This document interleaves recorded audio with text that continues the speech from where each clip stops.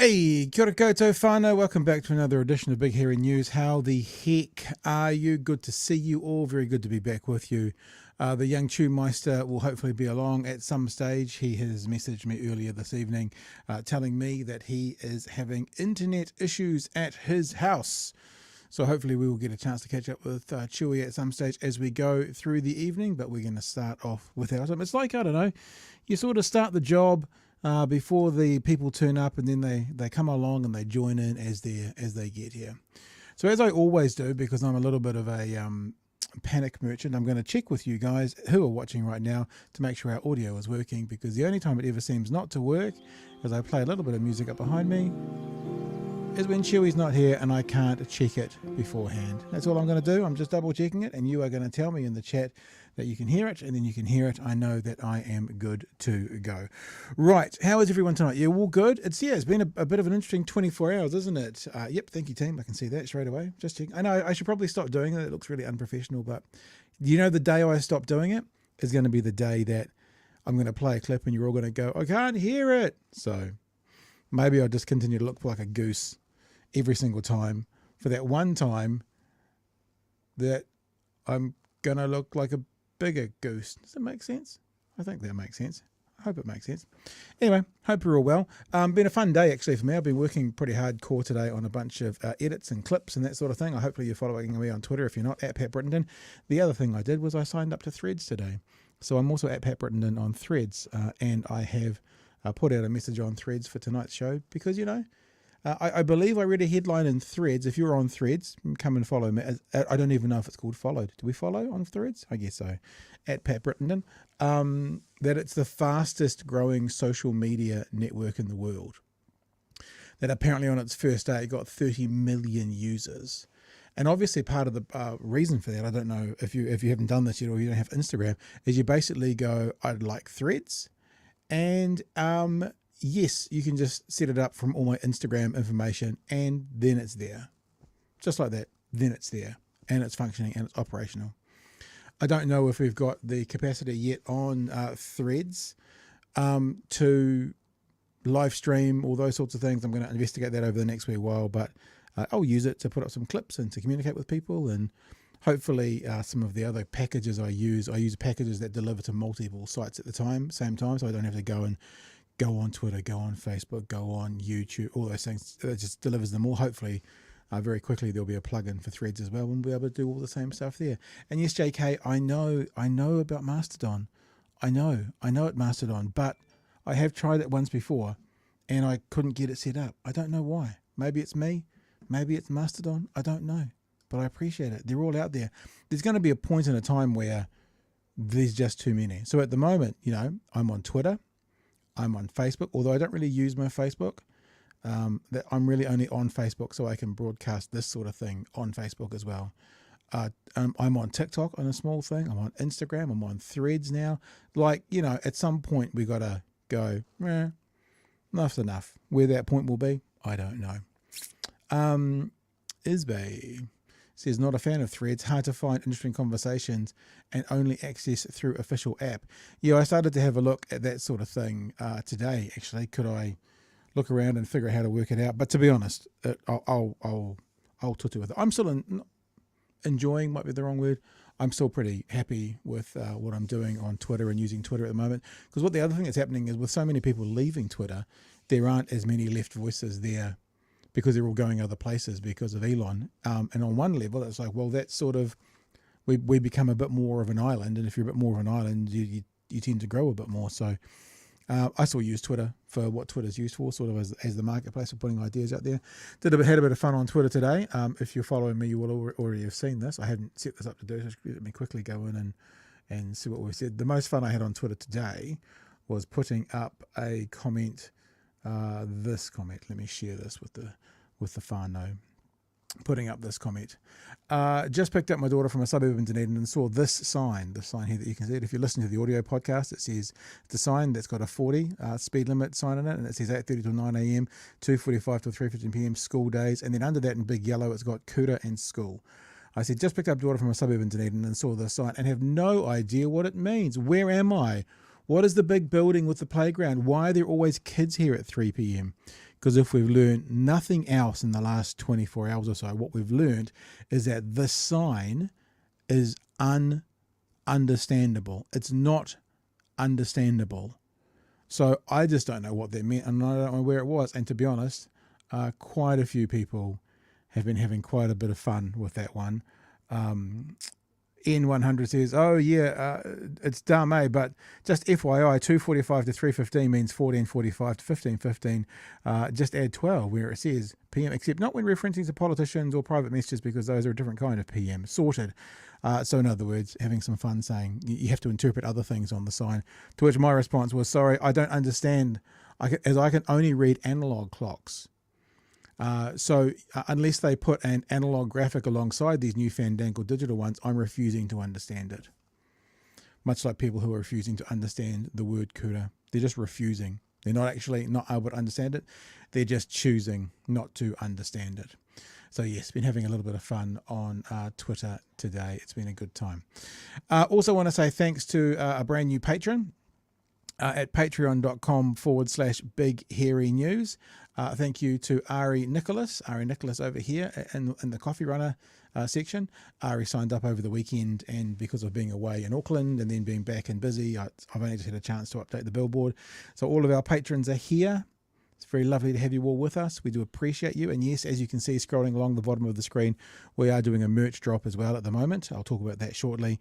But the people who are with us here are actually the people who have been with us for a long time, most of you, and have been supporting us all the way through, and we genuinely appreciate your support. If you want to get behind what we do, if you like what we do and you think you want to support it in a financial way, could be as small as $5 a month, and I think the highest level is like $250 a month, then all you need to do is head to patreon.com/big hairy news. Now, speaking of our merch drop, I wouldn't normally do two things back to back, but I have a bit of an announcement, I guess. Because we are doing this merch drop at the moment, and it works very simply that we have a limited time for a couple of slogans that are on our merch at the moment. We've got if the left vote, the left wins, based on the idea that I believe, and I think there's plenty of evidence to back up, that in most Western countries, the left wing population is bigger than the right wing population. However, the left wing population, left-leaning, left-voting population, is also more apathetic than the right. And so because the left does not vote as much, it keeps the margin very close in most elections. If the left always voted, if everyone on the left voted, the left would always win. That's my premise, and I have research and stuff to back it up. We can get into that on another day.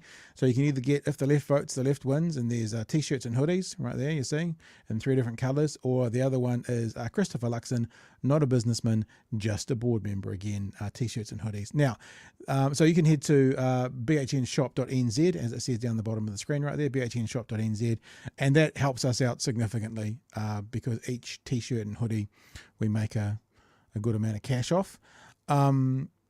And it helps pay the bills, the stuff that we're doing. The announcement I wanted to tell you about is I've had messages from people asking for a BHN sweatshirt. I've had a message from someone asking for a BHN cap. We will definitely be doing that in the next month. So I think what we're going to do is the BHN logo up there, that one in the corner. I can't do this. We'll do it easy with that. And up, there we go, that one. We'll do some merch next month that includes the BHN logo. That will not be a limited run. We will put it in the store and it will be in there permanently. Except what I thought I might do is, if you saw the gear we just had, it had the slogan on the front and the BHN on the back. What I might do is do each month do BHN, the drop for that month, just the BHN. But on the back, I might put, like if it was for next month, it would be 0823. So you've almost got like a serial number, 0823. And then at some stage, should we be humongously massive, then people will know that you've been around since the 8th month of 2023. Holy mackerel. There he is. It's the Chewmeister General. How are you, sir? People, let me advise you, as someone that is supposedly a tech expert, the golden rule is, if you fuck around with something, you're going to find out and you're going to kill your router for 2 hours. Sorry I'm late, Pat. That's right, man. I was just telling the lovely people that I had a bit of an announcement about our merch drop. That next month we'll start doing BHN tops and stuff permanently. But this is my idea, Chewie, and I haven't talked to you about this yet. That might have BHN on the front, and then on the back we might have a little serial number that relates to the month. So next month's ones might be 0823, like on the back, down the bottom sort of thing. And that means when we become bigger than Hosking, which is always the target, people will know, heck, these guys have been around since the start of merch. 0823, it says it on the back of their hoodies. Just a thought. Nice. The way that we can still personalize them. But then, as I was saying, the BHN ones might stay in the shop permanently. And we might just be able to do the, because the price that I've got at the moment has already got for a slogan on the front and a logo on the back. So I'm assuming the price probably wouldn't change for a BHN on the front and a serial number on the back. Don't know. What do you think, people in the chat? Tell me about the about that idea. Or are you all going to go, yeah, bloody lefties? They want to put chips in us and tag us and put barcodes on us so they can always track us. The answer to that is probably yes, but you know, if you don't mind, barcodes. Yeah, barcodes. if you don't mind, maybe we'd do good. How are you, Chewie, man? Oh, so for people, I've told people that you're having internet trouble, so we haven't even touched base yet. Everything good? How's your day? Yeah, everything was pretty good until I decided to do that. Which what did you do? Like I like to think that I know tech pretty well. Mm-hmm. From the consumer side, I've dealt with it a lot. I've advised a lot of people, but oh my god, networking drives me batty. Yeah. But luckily, my brother, that's his area of expertise. So we've been doing like phone triage while he is running, of all things, a quiz night up in Christchurch. So he's doing a round of questions and then coming back and going, have you tried this? Have you tried this? Have you reset this? So yeah, I probably split his brain right down the middle. Well, got a bunch of stuff to talk about tonight, but here's something I actually wanted to start with. This is a very short story, and I haven't advertised this either.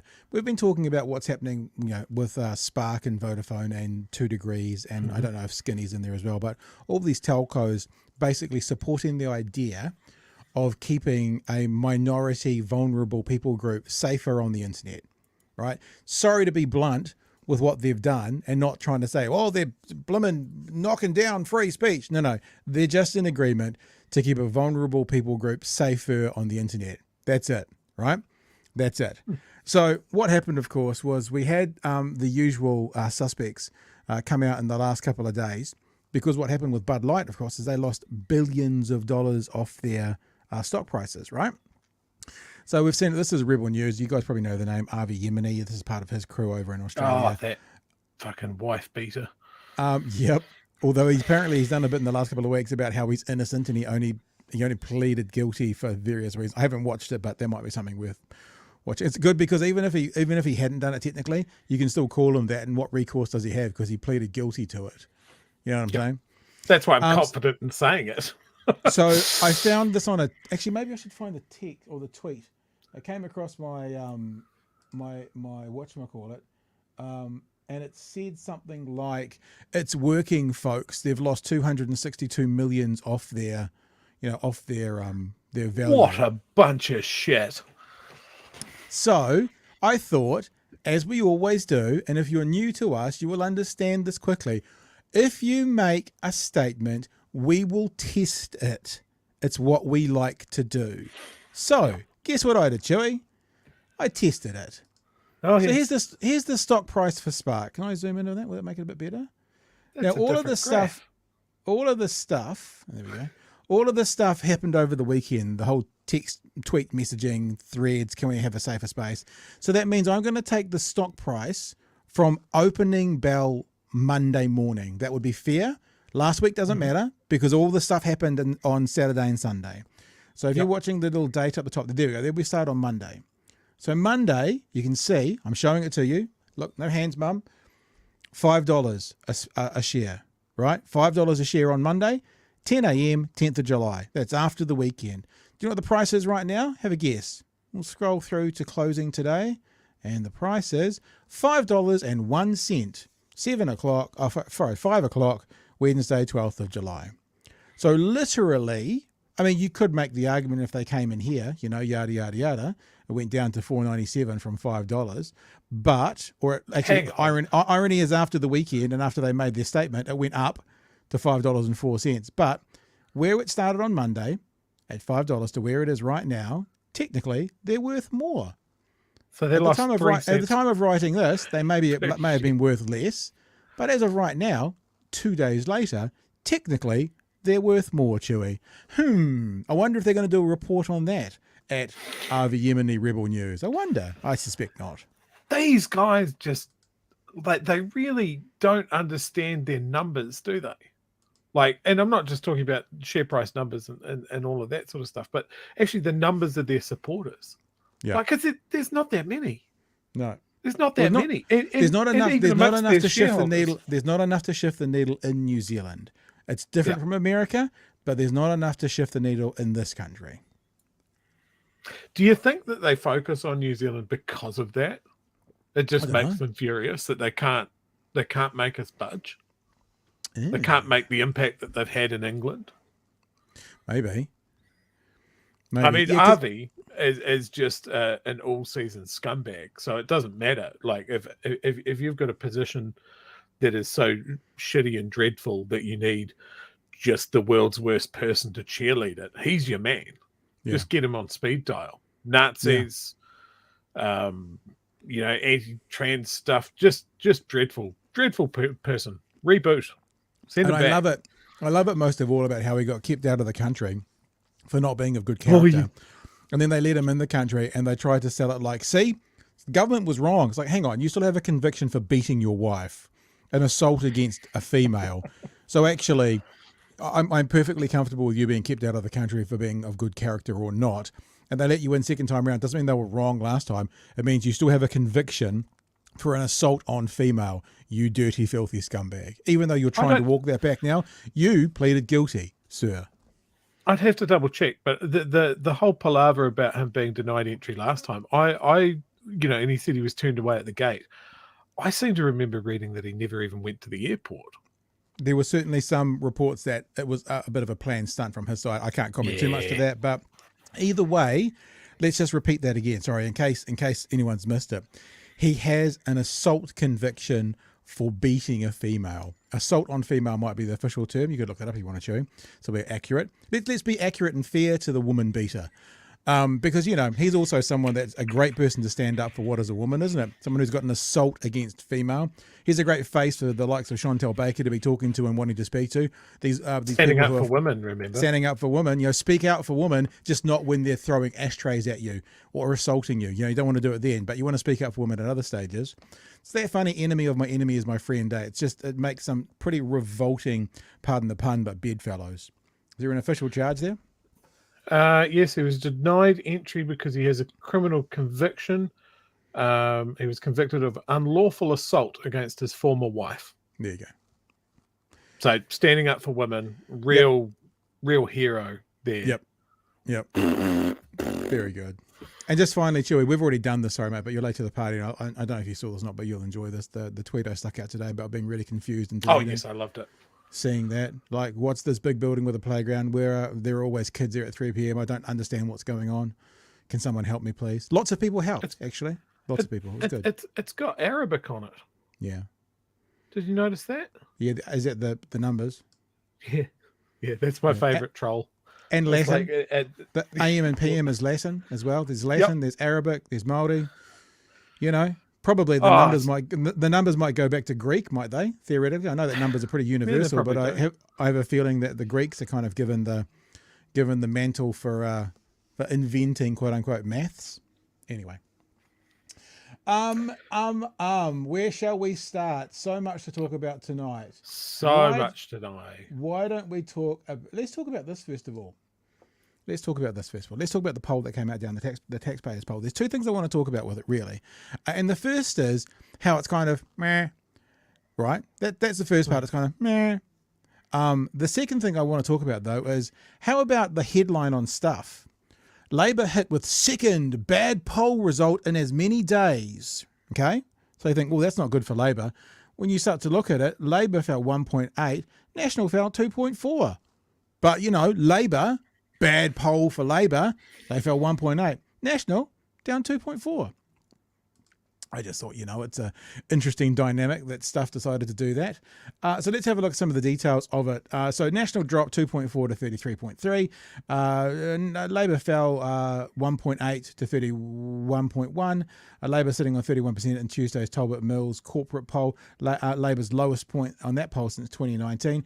ACT was on 13.2. Green Party was on 8.9. Te Pāti Māori rose 1.5 to 5. Now, I don't have all the numbers, but let's look at this quickly. So Green Party 9.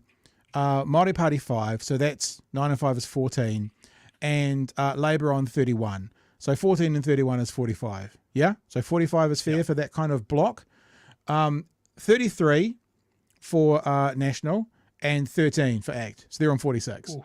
But, drama for Labour, drama. It's like, well, we've said all the way through, it would appear to still be ball in National's court. We're not going to beat around that bush, yeah? We're going to be honest about that.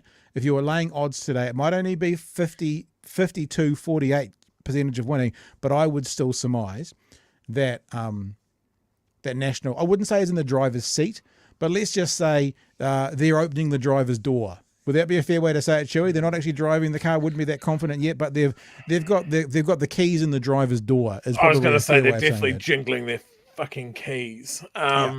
Yeah, and I mean, with everything that we've been talking about, I mean, there's always a lag between when they polled and what was going on at the time that they polled, and that's why we've got one where Labour's gone down in both of them, is because of the stuff that they've been dealing with over the past couple of weeks that haven't been a necessarily great look. Yeah. By the time the next polls come out, hopefully there's people considering the things that we've been talking about this week with National. But my concern is, and I'm sure we're going to talk about this tonight, is Chris Hipkins' statements today. Yeah. I'll, as you say, keep my powder dry until we get to that. But I'm sure that will have an impact on them. So, yeah. You may see the green vote going up after that cowardly announcement today. A pathetic, cowardly announcement. Not just because we're not going to get into this, powder dry, but not just because that they're just trying to avoid conflict with National, but also because what they're saying no to is fucking popular, and is actually what the majority of people want. But powder dry, because we do got to just finish this bit off a little bit, where we're going to have a look at the preferred Prime Minister as well, which isn't such good news, although Christopher Hipkins is still number one, but he's dropped 6 points to 23. Ooh. Luxon dropped 3 points to 20. So they've both dropped, and probably you could say, actually, in theory, Luxon's dropped double Hipkins, and Luxon's dropped, other way around. Luxon's dropped half of Hipkins, and actually, no, it doesn't work. I'll shut up. I was going to say it's the same percentage-wise. No, it's not. Because their party has dropped more percentage points. It's the other way around in the actual party vote. Now, that's a lot closer than it's been. Looking a bit more detail at a bit more detail of the actual poll up here. And one of the things I noticed they haven't done this time is every other taxpayer courier poll has also had net favourability for the individuals, and Luxon always comes out. They don't have that in this poll, Chewie. It's funny that, eh? It's not to be found in this poll. They've got the seats, they've got the projected seats, they've got the preferred Prime Minister, they've got the net country direction over time, and that's it. They haven't got the pluses and minuses for the individuals, which they have had every other time, and it always comes out terribly for Luxon. I just wonder if there's any reason for that. That's all, just wondering. If I was Chris Hipkins, I'd be absolutely devastated to see my preferred Prime Minister stats anywhere near where Luxon is. Mm-hmm. Like, I mean, one of the statements that he said today is like, you've got to pay attention to the polls because, voters will tell you. That's a hell of a message that he's reading there. Do you know what else is interesting, though? 20% for Luxon, 23% for Hipkins. There's 57% of the population that haven't answered that poll. I wonder where they all sit. I wonder if they're literally all, Chloe, Marama, David Seymour, Rawiri, or I wonder if there's a whole bunch of what's the word? It's just jumped out of my head. I don't give a fuck. Undecided. Either undecided or I don't give a fuck. So there you go. So we're at less than 100 days from the election. And obviously election day poll is the only one that matters. We keep saying that. We don't like to project seats, but at the moment, if you're looking at those, and if the election was based on those ones, it's a hung parliament. I think it gives the Māori Party, Labour, Green, it gives them, I think, 60 seats, and I think it gives the other guys 59 seats, which doesn't make sense because it's got to be 120. But that's, I think, what the numbers were. But no one could get 61. The power is with the other parties. When you see the main parties tanking like that, then, you know, if you want to make an effect with your vote, then it is going for one of the support parties. Like, gosh, today has really, like, I mean, there wasn't a lot of wiggle room in where I think my vote's going, but today really crystallized it for me. So lock it in. Can I vote now? Well, why don't we just wait and see that? But why don't we keep on trucking and actually continue straight into that conversation? Actually, what we should probably, Chewie, I apologize to people watching. I haven't had a lot to do with the chat right now. It's always harder when I'm by myself to keep an eye on it. But now that we're here and I'm setting something up, should we peruse the chat to see if there's anything else that needs to go before we get into the next bit? Because we are going to talk about what I think is a cowardly, I actually agree with Christopher Luxon about Labour, and I'll play those quotes shortly, is a cowardly announcement by Labour, but also a stupid announcement by Labour. I've said all through politics, you know, it's like, I just wish these political parties would actually sit on policies that they agree with. I actually wish National would do that too. Like, and I've said this numerous times on this show, is that when, you know, as soon as John Key started supporting interest-free student loans and working for families, you're like, why are you supporting Labour Party ideas? It's not where National sits. And so they all do it. They all play populist politics. But in this announcement that we're going to talk about shortly, they're not playing populist politics. They're playing cowardly politics because, I don't know, they're scared of conflict. But the thing is, what we're going to talk about, the majority of New Zealanders want. Anything from the chat we want to get to, Chewie? No, I think we'll just push on. All right. So let's have a look at the news story about this first of all. And this is the announcement made by Labour today.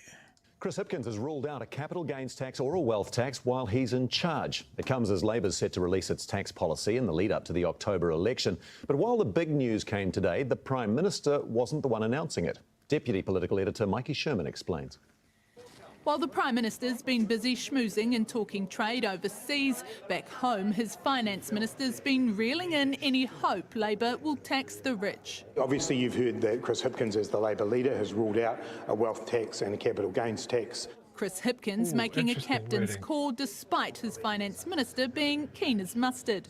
That might be something that I would have liked to have had happen. Good on him. Good on Robertson for saying that.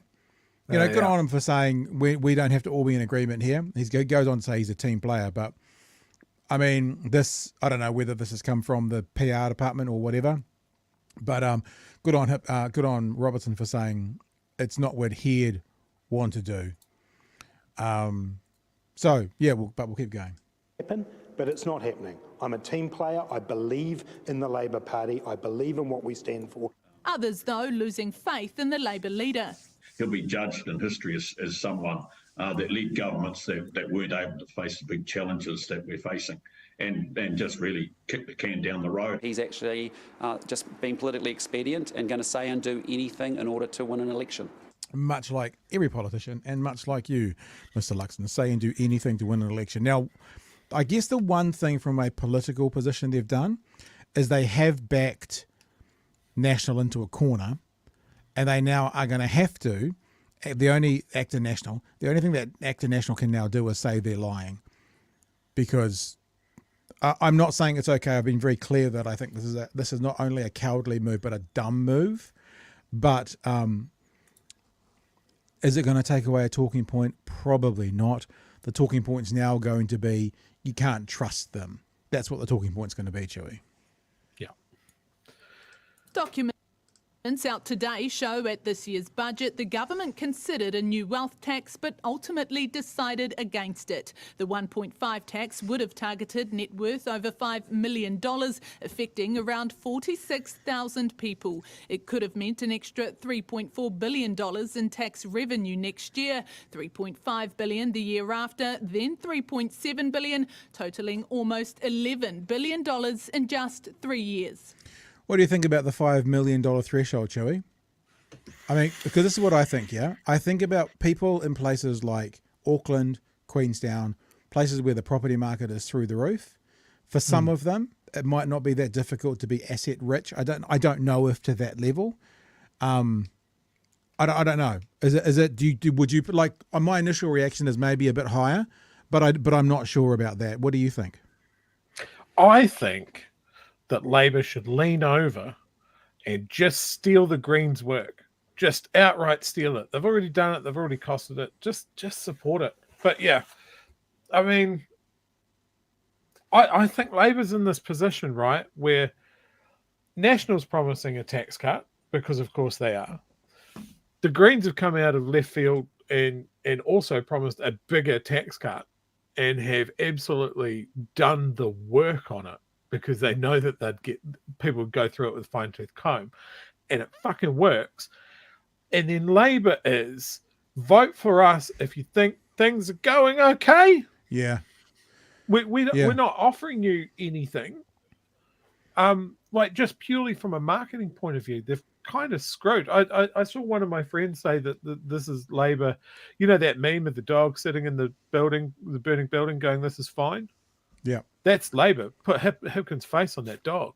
It's just weak. It just seems like it's pre-election paralysis. Yeah, weak is a really good word. I like the word weak. I think it's really good. Politikiwi's also said. Also, I think we know Politikiwi is a big Green supporter. That's not a. I'm not saying that in a bad way. I'm just saying where Politikiwi always talks from. $2 million is still well over the average house price in Auckland. Even if you pay your mortgage, there you wouldn't qualify off that asset loan. Yeah, look, I mean, I guess what I'm doing is thinking off the cuff by myself right now about what a wealth tax would be. Yeah, and I think $5 million is probably okay, but I guess I hadn't thought about it, because every time we think about wealth tax or taxing the wealthy, we talk about income. We talk about incomes of 180,000 or more. So I guess I'm just getting my head around $5 million. What would that be? And yeah, it seems fine, I guess. I mean, I'm on board. I'm on board. It's better. It's better than nothing. Like the other thing, like Grant Robertson is clearly pissed. Yeah. Like. He is annoyed, and I can see why. He's a dude that's totally across his numbers. Again, they've done the work. They got the IRD to see who's paying tax and who isn't.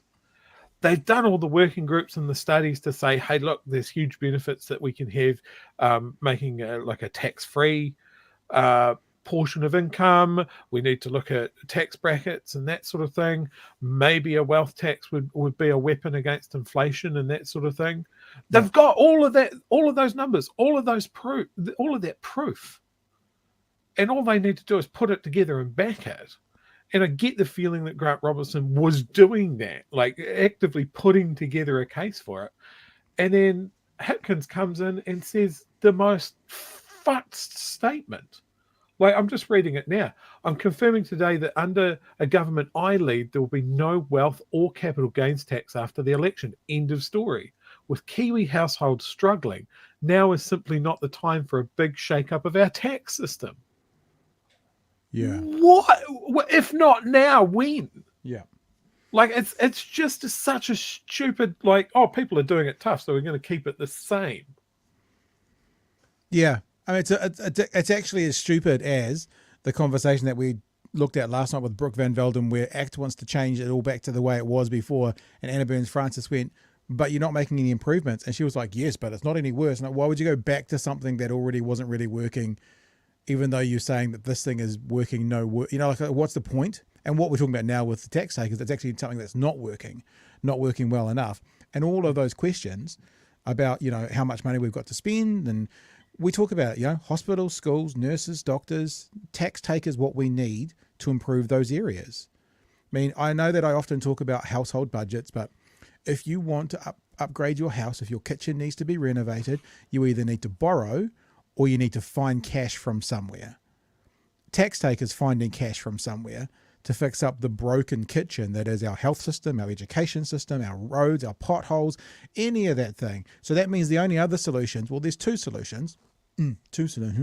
One is that you borrow, or two is that you leave it broken. And I fear the plan for Labor would be to leave it broken. What the fucking? What's the point in that? That's what it feels like. Yeah.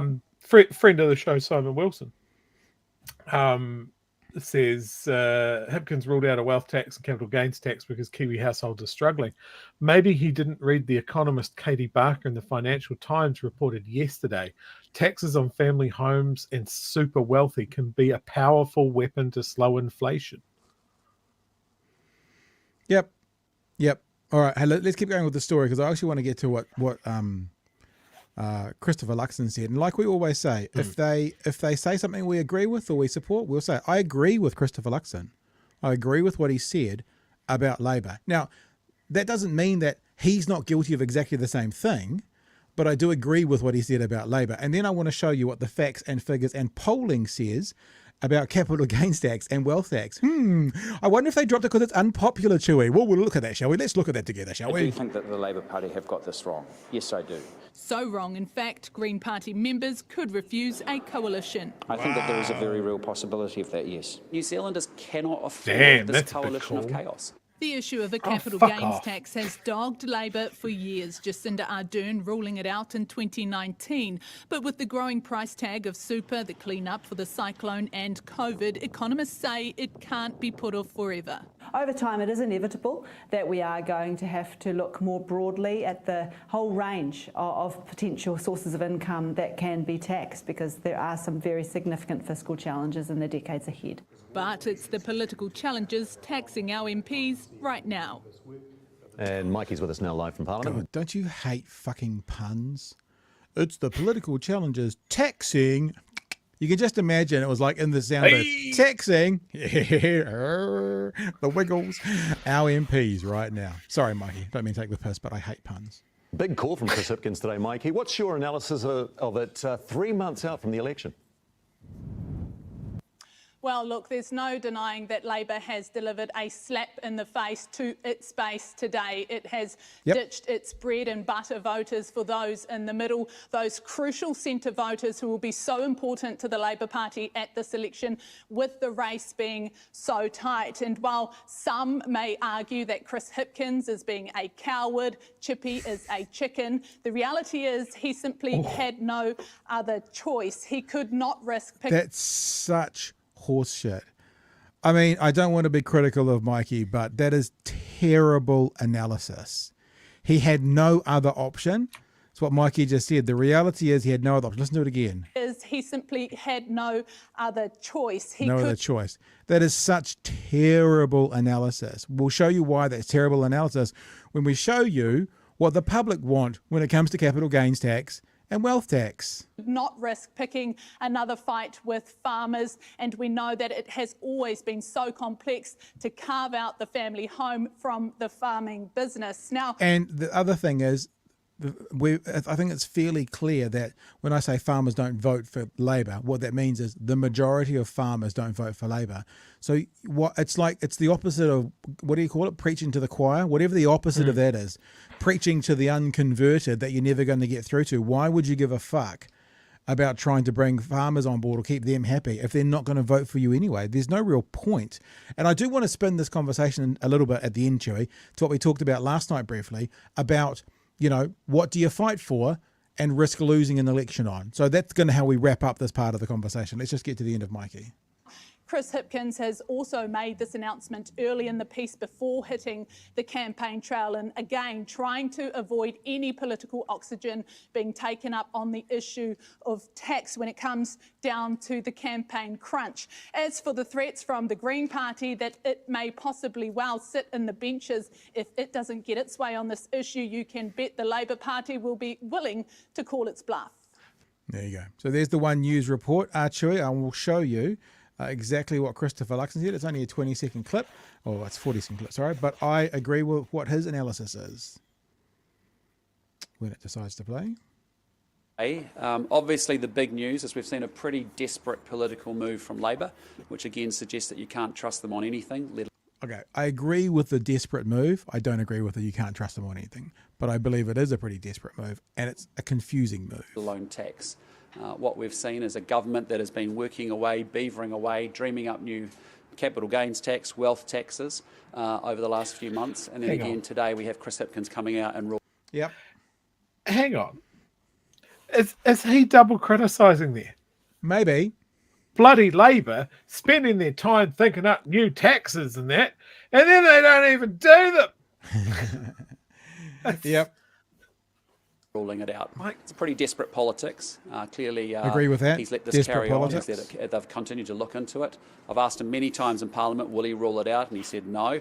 And yet we now have a situation where, with the coalition of chaos, we have Labor saying they're now ruling it out for real this time, but who knows? And we've got the Green Party saying it's desperately part of a coalition agreement. So the coalition of chaos continues, and as I said, you can't trust Labor on It's not tax. a coalition. It's not a coalition. And the other thing is, not- you know, I haven't done this yet, but I am going to do this. He's now basically saying, this is where I obviously disagree with him. He's saying, you know, the Greens are saying this is a bottom line. Yeah, what has fucking ACT said is a bottom line that you've ruled out, sir? Like, if you're going to throw criticism or shade at Labor because what the Greens says is the bottom line, hello, pottle kettle black, is that what it's called? Pot kettle black? Because there is plenty, let's say making the adult age for criminal things 17, that becomes a bottom line for ACT, and you've got exactly the same problem. So let's just cool our jets, shall we? I want to show you. You go. Sorry. Go ahead. No. I was just going to say, like, Luxon could have just made a simple, short statement that would have been absolutely fucking devastating. He just could have called them cowards and moved on with it. He could have gone. The best comment you can make, right, is to hit them in their base. Labor voters, look, Chris Hipkins has left you high and dry. He knows that you want this, and he's not giving it to you. Boom. Say that and walk away. But he had to put his own little editorial spins on it, which is just backfires, because you're just like, well, I can't trust you. You're in a coalition of chaos as well. Every time I hear that phrase, by the way, I'm reminded that he's got that from the British Conservatives. Yeah. So, the other thing he could have said was, look, really want to congratulate the Prime Minister on finally seeing sense and picking up a National Party policy. We will support it all the way. And we think that it's very, very good to see that the Prime Minister has the capacity to take on conservative values when it comes to finance when necessary. So, yep, congratulations to the Prime Minister. If he wants any more ideas about how to you know what I'm saying? Like, that would be, how much better would that have been than this kind of, because you can hear the pissy, the kind of pissy, slight slappy sort of thing. It's not slappy head. I mean, you could argue that, but not slap. But the kind of backhanded sort of thing. It's not clever. But, you know, well done on coming to our side, Prime Minister. We welcome you to the conservative fiscal side of politics. That would have been devastating as well. As the rest JK has, you sink him by praise, and that would be a very smooth political operator, and it would be very, very funny and very, very devastating.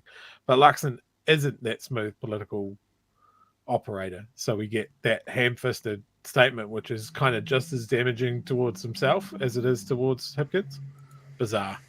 Okay, so let's have a look at this, and we're not going to go through the story. There's just a couple of lines I want to see. Election 2023, Labor's Chris Hipkins rules out wealth tax, capital gains tax. Right, this is a story from today, but there was some polling done earlier in this year, I believe, and I'll find it because I highlighted it. There it is.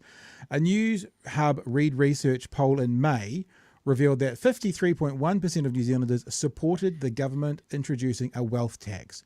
Well, 34.7, sorry. So a third of New Zealanders opposed it.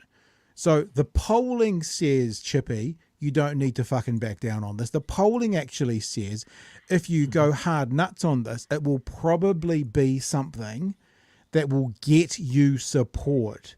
So that's why it's dumb. Why it's cowardly is exactly what Mikey said. No, they don't want to have more controversies with farmers. Who gives the fuck? They're not your voters. Anything, I mean, it's a little bit like, it's a bit like Joe Biden, right? Always talking about how he can reach across the aisle with the Republicans. It's really naive because he can't at the moment because they're a Trumpian group. It feels a little bit like Hipkins is being naive and going, oh, you know, we don't want to piss off the farmers. We'll reach out our hand to look for them. You reach out your hand, they're going to put a fucking cattle prod into it. They're not your friends. They're not your friends. The other thing is, this is the same thing. News Hub Reid Research poll finds majority of Kiwis back government revisiting capital gains tax. And the latest, this is from earlier in the year, In the latest News Hub Read Research poll, we asked, should the government revisit introducing a capital gains tax on property? 54.7% said yes, 32.6% said no. Probably the same third of them that said no to the wealth tax. So both of those policies are not liked by 1/3 of the country. They're both liked by more than 50% of the country, and then there's some undecideds. Even if the undecideds swing to the don't like this, what it means is you've got 55% of the population, which is far more than you're going to get to fucking vote for you, wanting these policies. So it's cowardly, it is mealy-mouthed, it's bowing to some kind of pressure, it's probably following some kind of absolutely dickhead PR person up on the 9th floor, and it's bad politics because New Zealanders want them. It's a popular policy. New Zealanders want them. Why are you backing away from it, especially when all the economists are saying, at some stage, we're going to have to do this? So what, you're going to wait for it to be unpopular and then you're going to do it? Of course not. It's popular now. Fucking do it. Yeah. Like when you it was kind of mentioned in one of those clips that we played, right? But you look at the balance sheet. We've got the COVID recovery. We've had major weather events. We've had an economic downturn, cost of living crisis, and all of that sort of stuff in the space of a couple of years. Now, people aren't going to just tank it. You know, this is the time where, you know, you've got that and you've got all the challenges that we know that is coming in the future with climate change and that sort of thing. Now is the time to be brave. And I think the contrast here between this piss poor and just, I can't describe how disappointed I was when I read it, stuff from Labour. And then you contrast that with what the Greens pulled out. That was absolutely a transformative, progressive, thoroughly backed, thoroughly costed, ready to go policy.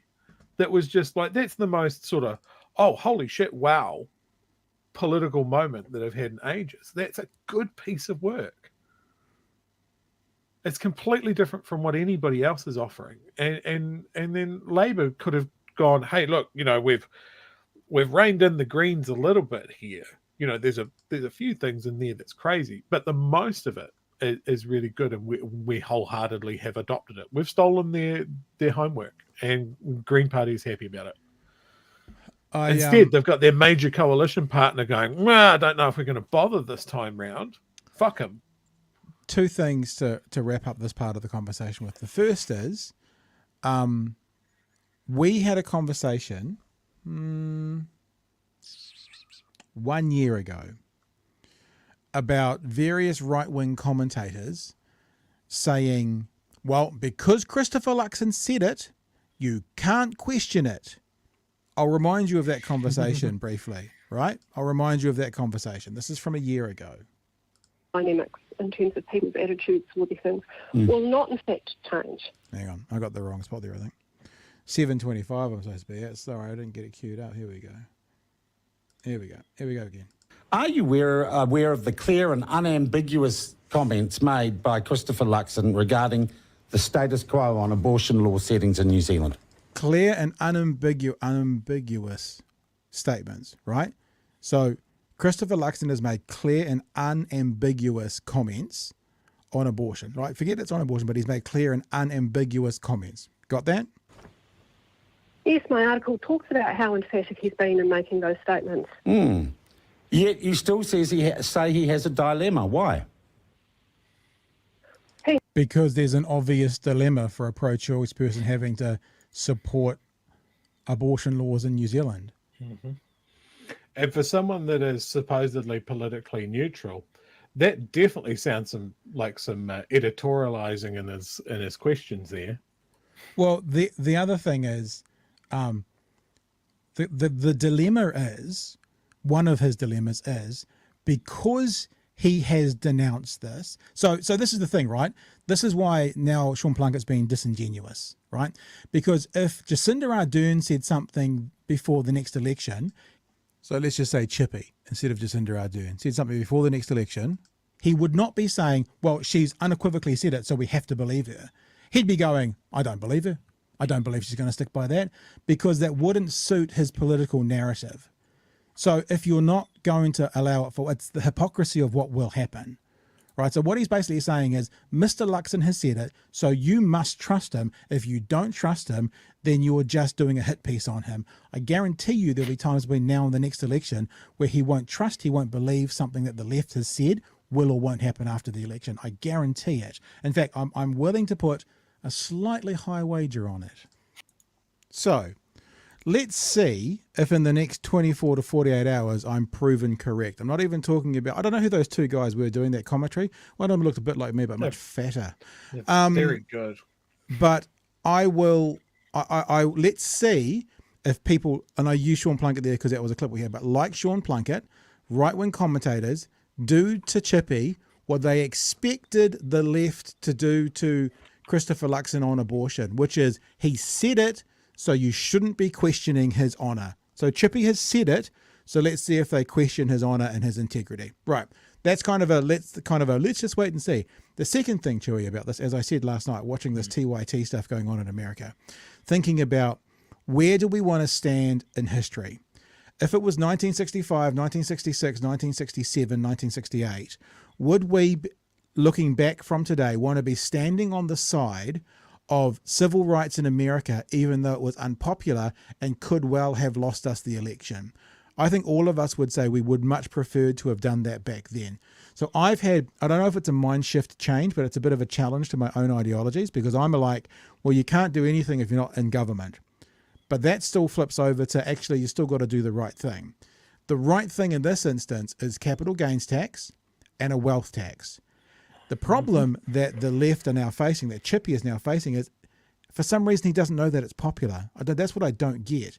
But even if it was unpopular, is it worth losing this election to do the right thing? Was it worth in 1968 losing an election to standing up for civil rights? Is it right now to lose an election to stand up for minority rights, whatever group that is, be it the trans community, be it Māori, be it whatever group it is? Is it right? Is it the right thing to do in 50 years to look back on 2023 to stand up for the right thing today, even if we lose the election? And I probably would have said a few months ago, I don't know about that. But I think, honestly, after watching TYT, really honestly watching what they're doing at the moment, I think I'm more on the side of, yep, an election's not worth standing up for the wrong decision. Now, capital gains tax versus wealth tax is not as serious as civil rights in the USA when it comes to, policy and human rights, for example. But it is still a conversation we can have about doing the right or wrong thing.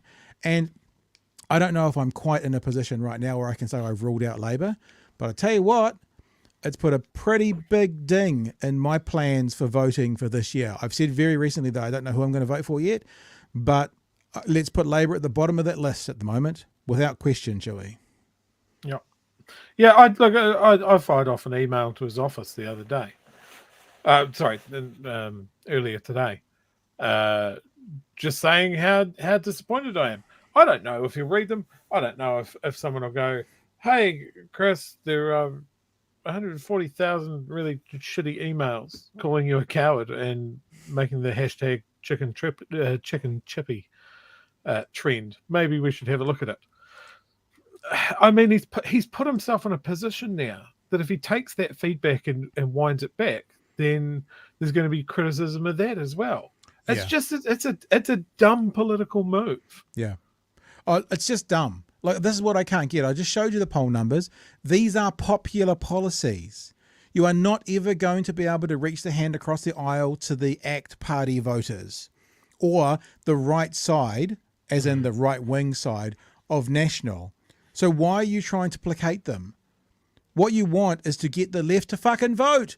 Because if the left votes, the left wins. And what you're doing with this kind of policy is going to get a whole bunch of people to be disenfranchised and go, fuck it. You're actually going to cost yourself the election because you're going to put a thought into left-wing people's heads not to vote. We've been saying this all year, right? Is that the left needed to lean into being the left party and not play the middle. Yep. And here we're seeing, it's not. It's I often didn't understand people using liberal as kind of a dig, but this is a liberal policy, right? It's not progressive. It doesn't help anyone. It's the status quo at a time where we can't afford the status quo. Like, Yep. There are so many challenges ahead of us, and challenges need a bigger effort, and this is not a big effort. This is just weak. I keep coming back to that word. It's weak. Yeah, it's cowardly, it's weak, look, I think it's weak and it's dumb. Right? Maybe that's our next fucking t-shirt. I was thinking about doing a Team Chippy one. Maybe I'll just do a weak and dumb t-shirt for next time around. But I'll tell you what, here's the tester, yeah? Let's have a look at the polling in 2 weeks from now and see if the Greens get a big jump. Or Te Pāti Māori get a big jump. You might not see the left bloc go up by very much, but it'll be very interesting to see if there is a swing away. I'm not even talking about big, a couple of percentage points away from Labour. And I mean, are they trying to lose? I mean, is that really what they're trying to do? I don't know. Email your local Labour rep. Oh, shall I just call him? Tell him. Shall I just call David and go, what the fuck, bro? Get him in here. All right. I've got one thing to play before we keep going, Chewie. You ready?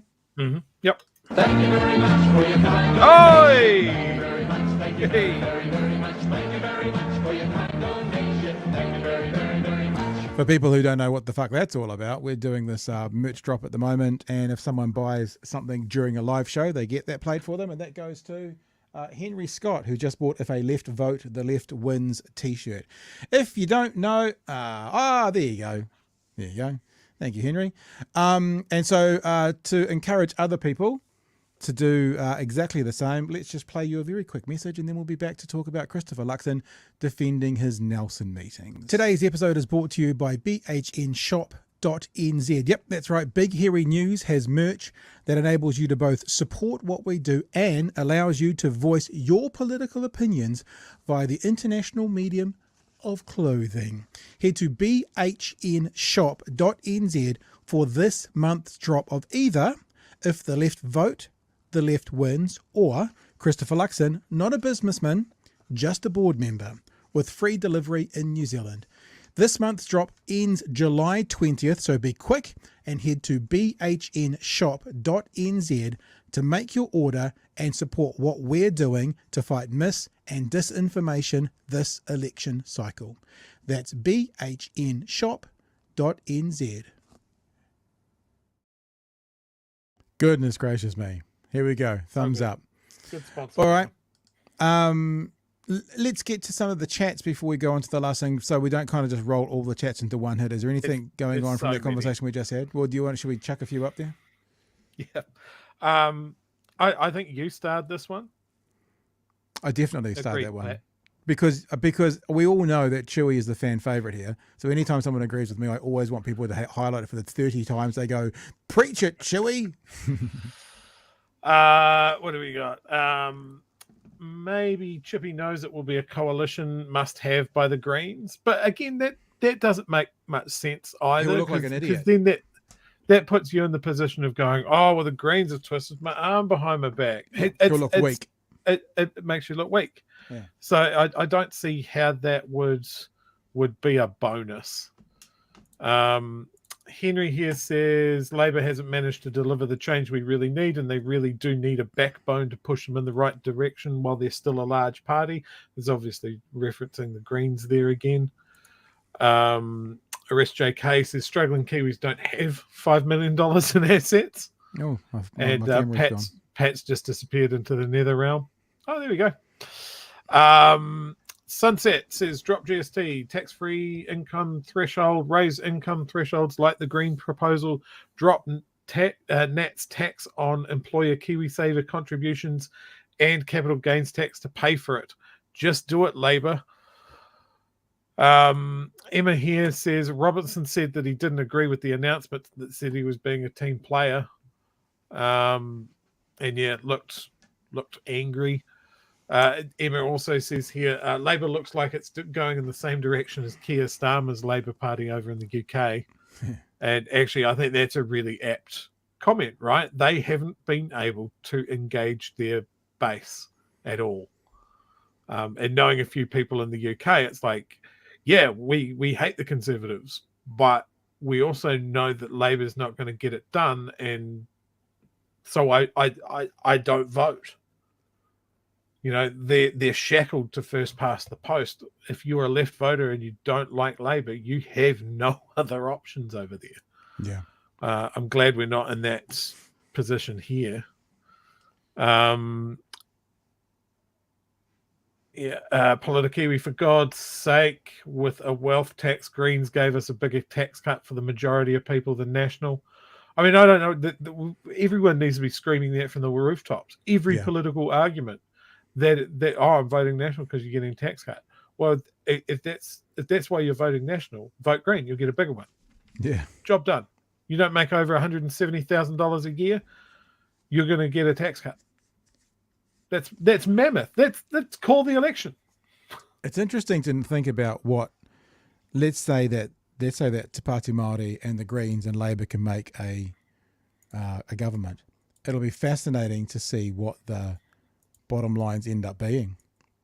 You know, what they actually will be asking for. If that happened, oh my God, can you imagine on election night, Luxon's head just explodes. like it's Greens to Party Maori form a bigger block than Labour, and Labour have to go cap in hand going, oh, can we join? Oh, it'd be amazing. All right, let's get going, eh? Because the last story is kind of following. I saw this today and I thought, why is her shirt glitching? Do you think it looks like her shirt's glitching? Like I look at that shirt and I go, wow, yes. It's weird, eh? It's like she's broken into some kind of. It's like, you seen that movie Pixels when they all get pixelated, the cartoon movie. So for some reason her shirt's glitching. But talking to Christopher Luxon this morning about the footage that came out about his Nelson meeting yesterday, we have some more footage here. And one of the points that Anna Byrne Francis makes is quite interesting, which is about the length of time it took for him to answer these questions. Some might think that's pedantic, but I think it speaks volumes. Let's have a look. The debate about bilingual signage is heating up in Nelson, whether or not te reo should be used on signs like kura, as well as the word school, was raised by angry locals during the national leader's latest visit. He was met with a big applause when asked what action he would take. You've already promised to rescind the Three Waters program. Will you do the same for all the government departments that have changed their names that a lot of us can't understand? Oh, just the old cretin. You know, how many people, we all understand school, but I've seen signs changed to kura. And we just don't understand all this. You know, we're all equal. You just said you did. Me too. He just said it. I don't get it. I don't understand. I was thinking about this today, actually. Like, I don't know the names of all the new names of all the organisations, but let's say one of them is to do with the health. Well, let's say it's Waka Kotahi. It's to do with the roading, right? And you know where to go. You've known for 20 years where to go to speak to Transport New Zealand. You know where Transport New Zealand is. And then they change the branding to Waka Kotahi. And what? You then have lost the address. You've lost the phone number. You don't know anymore. Like let's say it's a DHB that's changed its name. I used to know where the hospital was, but now there's a building there called such and such. I don't understand it. Otago University is going through this a little bit at the moment.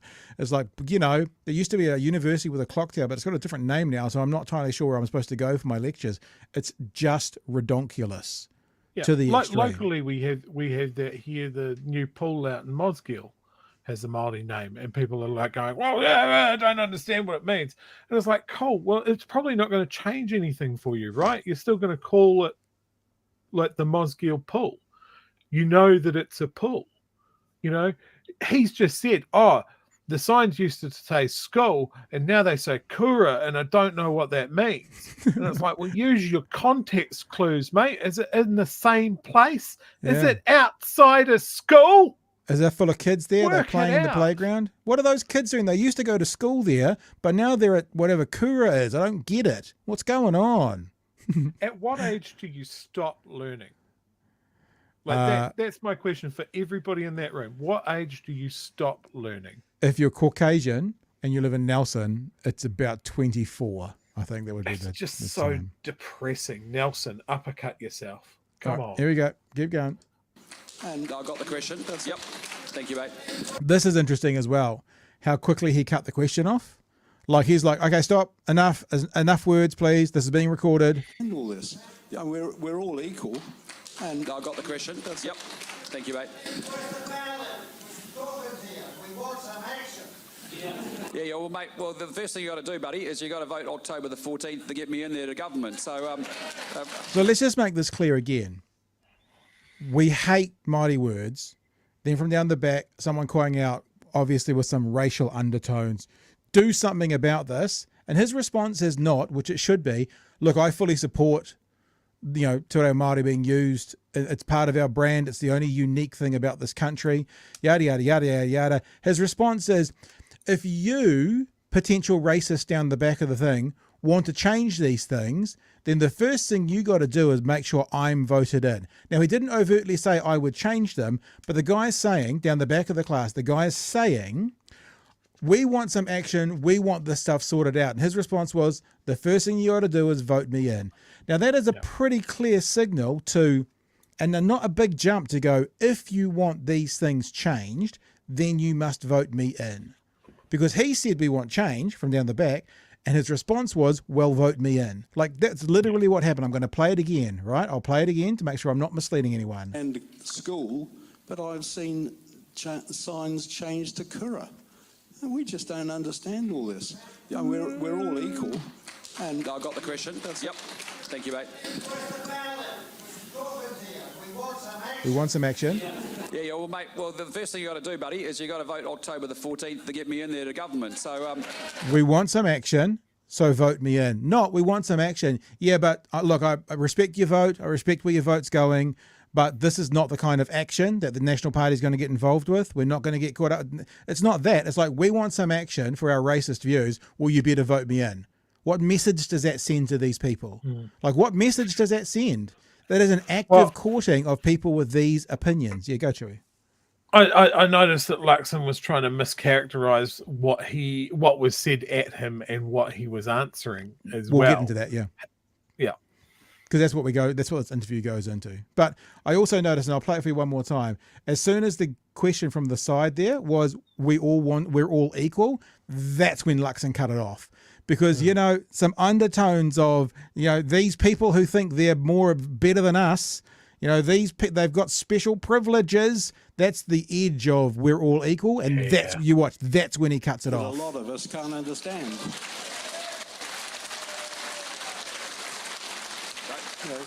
How many people, we all understand school, but I've seen signs change to kura. We just don't understand all this. Yeah, we're all equal. And I got the question. Yeah, see, boom. Thank you, mate. We'll stop this right now. I know where this is going. I know where this is going. This is going to, they've got special privileges. And so I mean, he read the room correctly then, and he didn't want that to be recorded. Yeah, well, mate, the first thing you got to do, buddy, is you got to vote October the 14th to get me in there to government. So, yeah.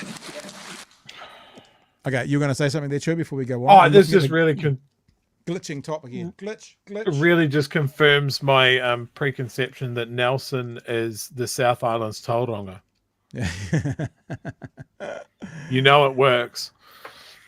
All right, let's keep going. Doesn't look like a great start to the answer, right? But there is more to it. Mr. Luxon went on to say he has had similar discussions recently. I was thinking, Waka Kotahi is the transport agency, and Whatu Ora and Tipu Kinga, that's actually the health department, and that's also the polytechnics. And so I am of the view that we should rename our government departments in English so that people can navigate their government. He would have said we should rename them in English. Is what he said, right? So let's be clear on what he said. He said we should rename them in English. Now, he backtracks out a little bit, but this is the first thing to a bunch of people who are wanting to hear this. Listen again. That we should rename our government departments in English so that people can navigate their government. Because remember, one's the health department, so there used to be a hospital there, who knows what it is now. One's the Polytechs, and my kid used to go to Teachers Training College, but my kid turned up to Teachers Training College the other day and it was called something different, so they didn't know what to do. They just came home. You know, what are we supposed to do? And all these 90-year-olds listening to him, are they really concerned about the changing of the name of the Polytechnic that their great-grandchild is going to learn to be a fucking barista? How's that going to impact them? You know? But I'm also of the view that actually we should have te reo on there and we can have dual language on it, but you have to have a choice, right? You have to be able to navigate it. All right, it was applause. Christopher Luxon joins us now. Mr. Luxon, why did it take you so long to answer the question? I did answer the question, and what I said very clearly was, in that case, I had someone ask Very me a clearly. question. I had a heckler at the back. I was trying to say, hang on, I'll get to the answer. I do enjoy the idea of identifying that person as a heckler, Chewie. I mean, you're a stand-up comedian. A heckler, in my mind, is normally someone who disagrees with, who comes from a contrary position, who wants to cause trouble. That was a room of his and probably supporters. But he's clarified him as a heckler. And I just wonder if that term was used on purpose as a way of distancing from the comments. Like, this is not someone from our team. This is a heckler. Whereas I'm like, hang on, now this is someone from your team sharing a view that many in that room agreed with, who are there to hear your thoughts about voting for you. Why are you distancing yourself from this person? I mean, I would say it is correct to call him a heckler, because the comment certainly wasn't in support. It was like, we're sick of hearing you. We're sick of the talk. We want action. So I think that's accurate to call him a heckler. It definitely wasn't like, go Chris, you rule. Here's my support socks. Anna Burns-Francis goes on to talk about how long it took him to answer, which is a really interesting point. And I'm not going to steal her thunder. I'll let her get the questions out and then we'll talk about it. I'm not actually in government. They think I am in government, but I'm not. And I answered the question to say very clearly that actually I believe that bilingual is fine. But actually what we need is actually be able to have a choice where New Zealanders, if they haven't been raised, are learning some te reo. And just remember, the average age of a Kiwi is 38. Most of us have grown up learning the te reo version of the national anthem. I'm trying to learn te reo because I like the language and love the language. But actually for many others, they don't understand. And as a result, we've just got to give them choice. But it's no different. I've just asked you that question. You've answered it straight away. It took you 94 seconds to say that in response to that man in the audience. You talked about Three Waters. You told him to vote for National, and then you finally got round to actually answering the question. There were two questions in that meeting. When you look at the transcript, it wasn't. He said, you've said you'll repeal Three Waters. Correct. Will you do the same for signage on buildings? That was his actual question. Right. So why didn't you just get straight to it? But listen to my full answer. Look at the full transcript We of have. what I actually said. And what I said very clearly is, I'm Very comfortable clearly. with dual language. That's really important. But you just have to be able to give people an option and a choice to be able to navigate their government. And when people literally do not understand whataora, tipu kinga or waka kotahi, and they feel embarrassed that they don't know what those services are, we should be able to make sure that they're available in English so they can navigate those public services. Those people are not embarrassed, though, that they don't know it. They don't like it. He made his point very clear. He doesn't like another and language. my answer is He very likes clearly, English. I'm very comfortable with dual language. I So think what it's do you important. do? I lived in a place like Canada where we had English and French. Yeah. I lived in the US for many years where we had English and Spanish. It's quite okay, but you've got to be able to give a choice so that people can use whatever language they wish, and they need to understand what those services. There's also this kind of the stupid thing about people have to be able to use whatever language they wish. No one's imposing anyone speaking Māori on them. I mean, unless they never want to go to Rotorua again, for example, do you want to anglicise that to make sure they don't have to ever speak a word of it again? No one's forcing people to use or speak Māori, right? No more at least than if you're going to Te Anau, right? Whoop, Māori word, not going to say that. A place that was called a polytechnic now has a Māori name. A place that was a health care, was a university, now has a Māori name, but the same buildings in the same location for the same services. It is just at the very, if I'm being generous, it's xenophobic. There are other words where it's far worse, but at the very, it's xenophobic, it's controlling, it's looking back, it's make New Zealand great again. It's we're the majority, so any kind of change looks like oppression to us. It's just revolting. And the point that Anna Burns-Francis made here, which I thought was beautiful, and I've talked about this before, is he answers the media quickly and succinctly, and he says yes and no. He's talking to a group of potential voters, and he mealy mouths, and he takes his time, and he works an angle, and he uses 100 words when 20 would do, because he wants to have enough space from their horrific views to still be able to keep them on board for their vote without being able to be accused of agreeing with what they've said. I mean, the way he answered it here to Anna Burns-Francis is what he could have said on the stage, but chose not to. He's not good on his feet. And No. he's talking to a room. He's appeasing that room. Yes. He's not stamping out a vision for, like, if you know, let's give him the benefit of the doubt and say that he does want to see more te reo and he is comfortable with learning it more. We don't really see any evidence of that from him on his day-to-day, but let's just say that he is. He's not putting forward that vision of New Zealand. It's not aspirational. It's not forward-looking. The key is in the slogan, let's get New Zealand back, on track, backwards, in the past, behind us, where all of our ideas are. You know, it's just so ordinary. I'm just frantically looking around. I saw someone had made a montage of all the logos of these government departments. Well, why don't you keep doing that? Why don't you keep doing he's that? having the point that they're all in te reo only, Right. and they're not. Why don't you keep looking for that? And whilst you're doing that, I will play a bit more of this conversation because we do want to get to the end of it. Services are. Do you think your voters are really on board with that message, though? Because that man clearly is not. And this is a room full of your heartland supporters. These are the people that you need on board. And by taking that long to get around to the answer, it does give the impression you're slightly trying to deflect and water down the seriousness of his comments. I disagree completely. I've been really consistent on that issue. And when I get asked that question, I answer that straight up. Those sessions we get... But not straight away. You answered it straight up, but you did not answer it straight away. Didn't answer it straight up either. Way around does because there was a few other dynamics where someone else from the back of the room was asking another question and interjecting, and I was trying to deal with the gentleman up front asking his question.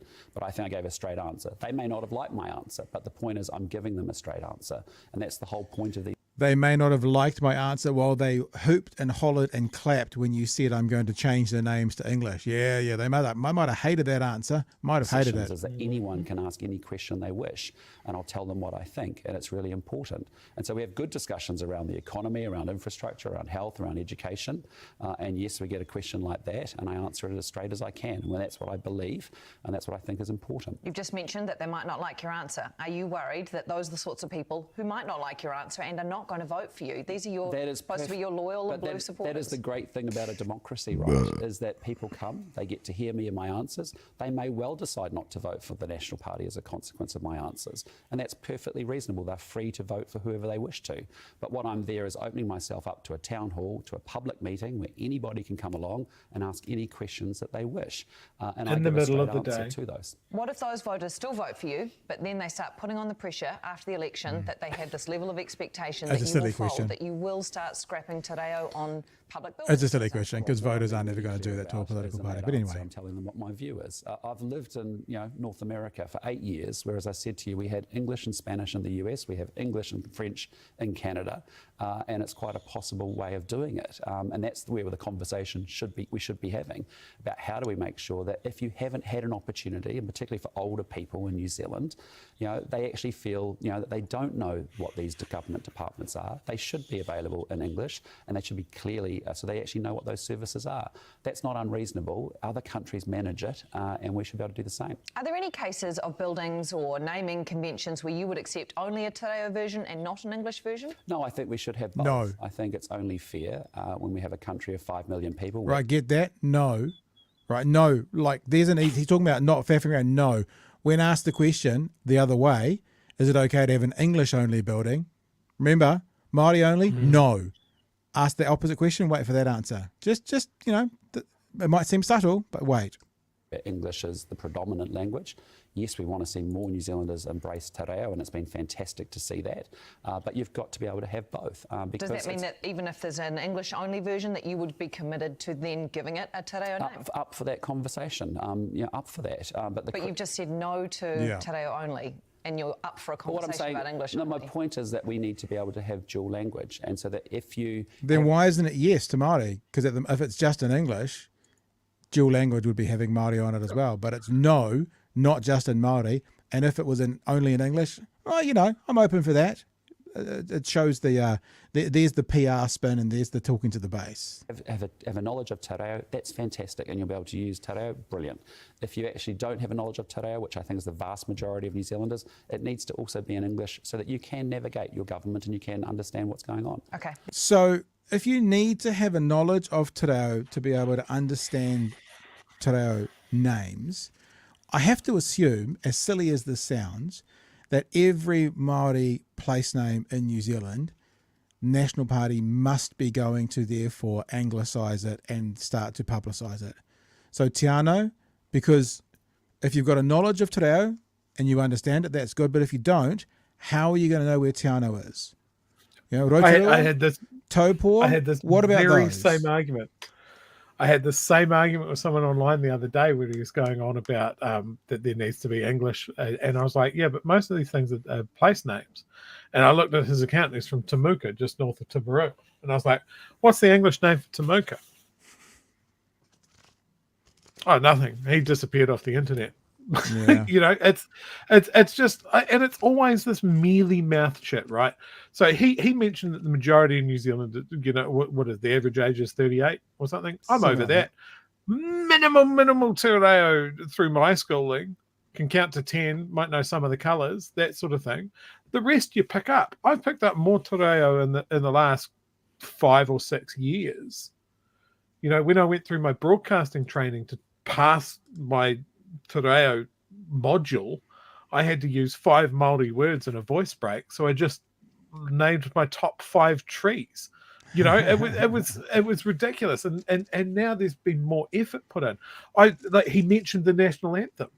I remember when they started doing that. I was at an All Blacks game, one of the first where they had that. I wasn't there to watch the game. I was an extra in a TV ad, before you say. But I remember when they came on and it came to the Māori verse, and the stadium was silent. Nobody said anything. And people grumbled about it. They're like, why do we need to do this? Now it's not questioned. It just is. And that's the thing. If things change, they change incrementally. No one's coming in and going, right, you can only refer to NZTA as waka kotahi or as straight to jail. You can navigate government. It's just, it's such a bullshit argument. And this whole thing about, he's basically saying it's fine for those people who understand te reo, these words are good, fantastic for those people. But for people who don't speak Māori, then they're not going to understand it. It's like, I've said this before, and you know this argument now, Chewie, so I won't ask you again. Nobody knows, well, some do, but very few people know what Patrick means, my birth name, Patrick. You don't know what that means, but you know the context in which to use it, right? I don't actually know what Te Anau means. Don't know what it stands for. I know that Whanganui is Big Bay, but you don't have to know the definitions of words to be able to use them accurately and understand the context in which they're used. Context clues. Waka kotahi is NZTA. If you used to go to NZTA and get your whatever you did there, I don't know if you go there for your registration or whatever, now that it's got waka kotahi on the top rather than NZTA, you can still go there. Now that the Polytech here in Otago by the university has got a different name, the classrooms are still in the same places. The lecture theatres are still there.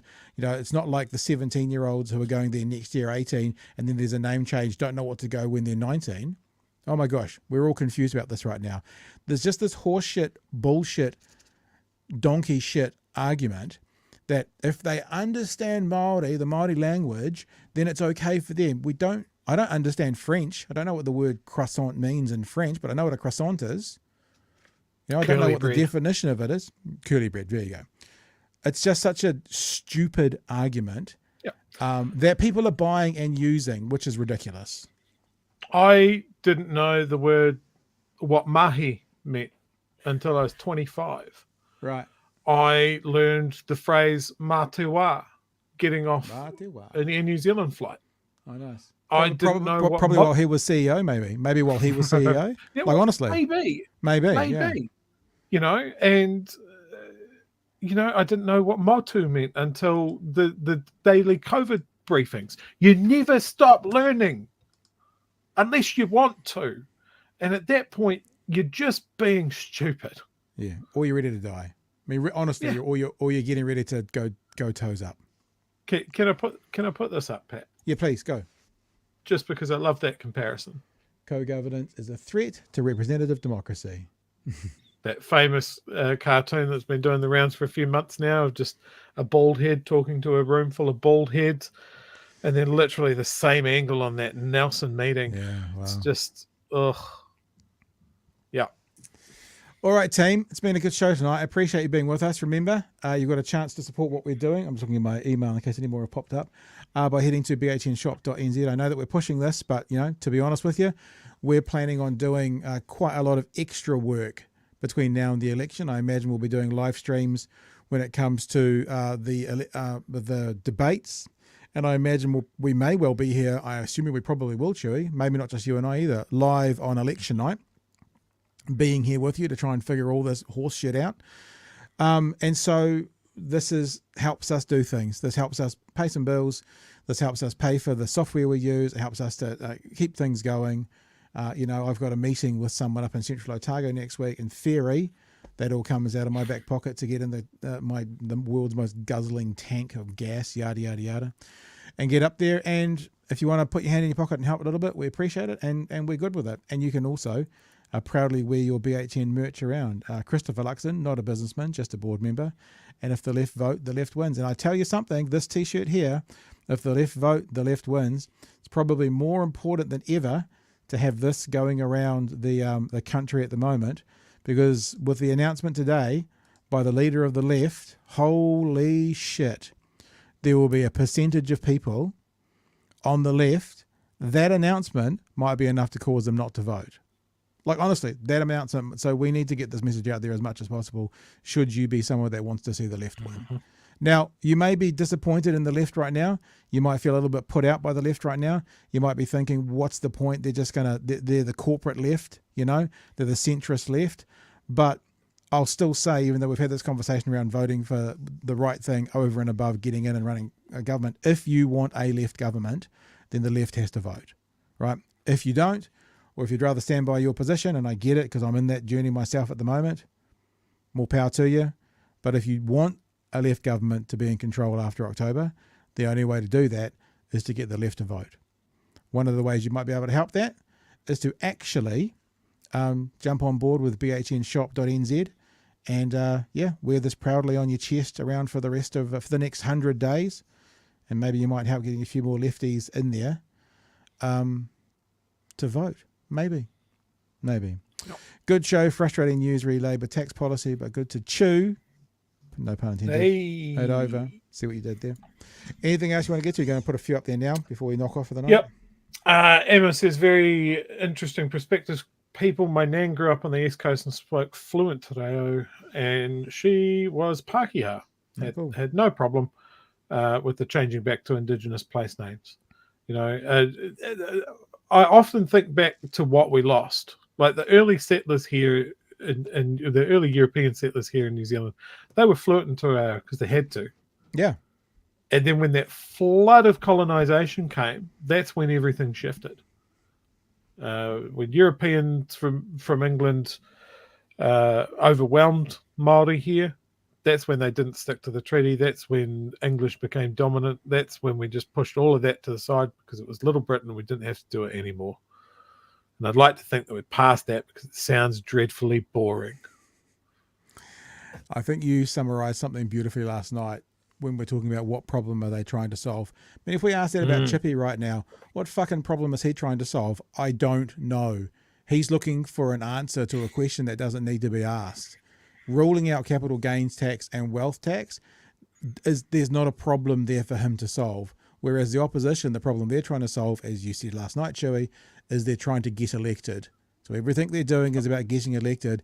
And Chippy's announcement today is going to make it one step easier for National to be the next leader of the next government and one step harder for Labour. I really believe that. It might only be a 1% change. However, in the end, it might come down to a 1%, a decision. It might only be a 1/10 of 1%. Who knows? But we need to keep calling it out. We call balls and strikes. You know that, guys. We walk and chew gum. If it's worth supporting from the right, we will. if it's worth deriding from the left, we'll point that out as well. Even though we are ideologues when it comes to our political leanings, we're not ideologues when it comes to commentary. We'll speak our minds openly and honestly. If the right needs to be congratulated and the left needs to be criticised, or if they both need to be criticised, which I think is the summation of tonight's show. Fuck them all. I think that's the sign off for tonight's show too. Oh my goodness, We've gone 1 hour 30 and 32 seconds, so we broke our 1 hour 30 mark. Smash that like button. Teach us a Tank. lesson. Thanks for being with us tonight. Appreciate you all. We'll catch you tomorrow night from 9 p.m. for another edition of Big Hearing News. Hooroo. Cheers, fam.